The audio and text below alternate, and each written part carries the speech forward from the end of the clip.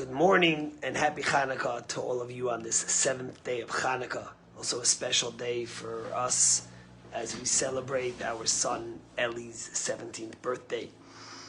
So yesterday there was a concerning but not surprising poll that came out, the first Palestinian poll of the Palestinian people, which basically said that in Judea and Samaria, which they would call the West Bank, there is an 82% support of what Hamas did on October 7th, the worst atrocities that happened to the Jewish people since the Holocaust.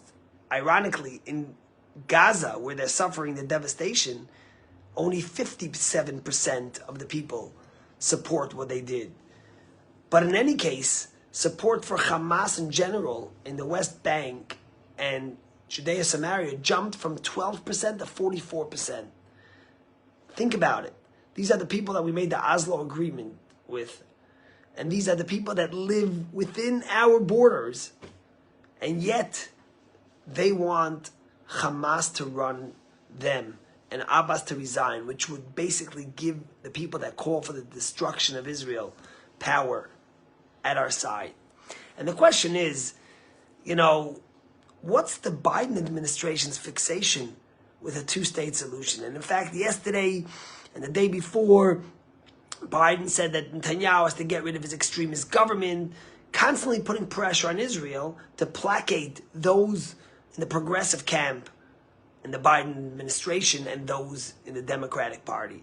And ironically, the Biden administration put sanctions on what they call extreme settlers, which are people that live in Judea and Samaria, Jews, which there might be a few of them, but very few. Yet you hear nothing about all these people in the Palestinian camp, in the Abbas camp, that are extremists, that deny the Holocaust, that fight Israel.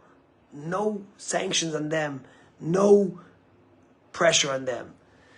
And it's interesting because in this week's Torah portion, we read the story of Joseph. Pharaoh has two dreams. And he's very bothered. The rabbis tell us he was bothered because he dreamt the interpretation too, but he forgot it. And he calls Joseph. And Joseph is the one who interprets the dreams, and Pharaoh is mesmerized by that. He can't believe it because he called all his astrologers and astronomers and everyone, and no one was able to interpret it but Joseph. And after Joseph interprets the dreams, Pharaoh says to him, you're going to be second in command, the viceroy, the vice president, so to speak, of Pharaoh. And through your words, my nation will be ordered. And the word he uses is yishak. Now, yishak can have two interpretations. Yishak could mean to kiss, nishika. But yishak could also come from the word armor, neshek, which means a gun, which means armory. And the question is, what was Pharaoh saying here? And the rabbis say that what Pharaoh was telling Joseph was like this. Listen, you're going to be in charge of Egypt. Now, of course, embrace the people, hug them, love them, but you always need to have also neshek, an armor, the stick, to show the power and enforcement of what you're going to say, because or else you'll never be able to accomplish anything. So, yes, hug them. Yes, embrace them, but show your force. And that's why he uses the word yishak, which represents both of these. And the story with Israel has been the same. We've shown so much love, so much embracement of our neighbors. We've tried so hard to make peace. My friend, Chabad rabbi, told me that he had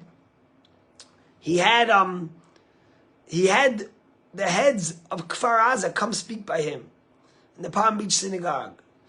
And they said how, the head of the community said how he used to take the Palestinians who were sick to the hospital, drive them from Gaza and back and forth. In fact, even Ismail Haniyeh, the head of Hamas, his daughter needed a surgery, and they picked her up and they drove her to the hospital and drove her back. And they allowed workers to come in from Gaza who worked in their communities. They were the ones who told Hamas exactly where everything is, where their ammunition is, where the heads of the community are. And when Hamas came into Kfar Aza, they knew everything. These same people Now his own son is kidnapped in Gaza. And he's tried to call the numbers of all the workers that work, say, help us get our son back. And of course, the calls go unanswered. They're ignored. You know, we've long enough had the kiss and the embrace and the hug.